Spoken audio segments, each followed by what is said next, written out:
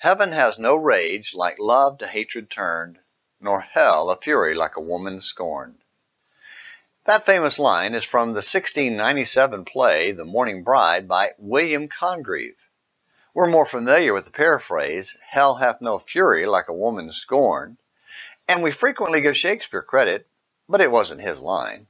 And while we frequently use it in jest or as a response to an anger-driven event, the saying is rooted in the fact that God's wrath at sin can rage with a fury we don't want to see.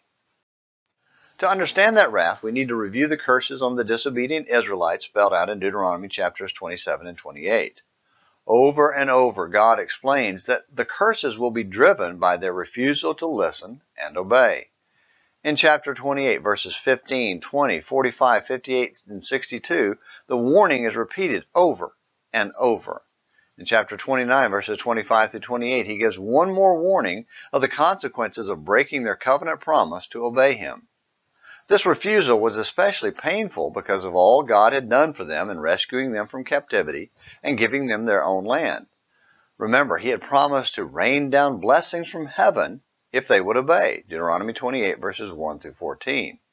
But the curses came from their defiant refusal to listen and obey, or to even be thankful for his blessings.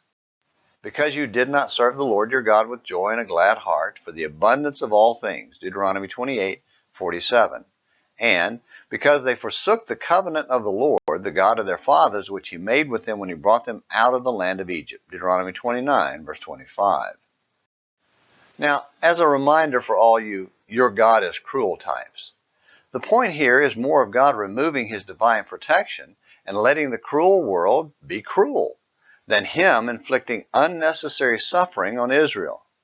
God would have protected them from the harsh cruelty of the ungodly nations around them, the nations that plundered and pillaged and raped and murdered because of their rejection of God. In effect, God was saying, you want to live like the rest of the world? This is how they live. The world suffers under the devastation of sin and wants everyone to share in the misery.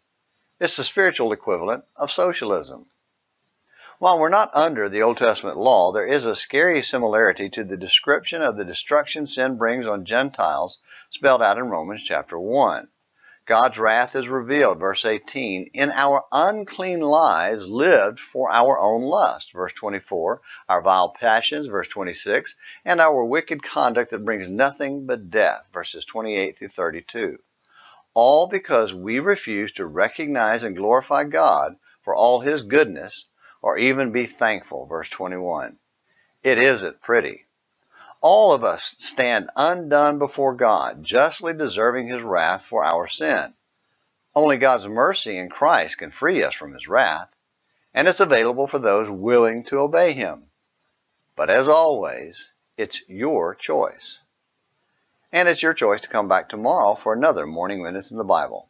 Until then, this is James McClenny hoping you have a great day.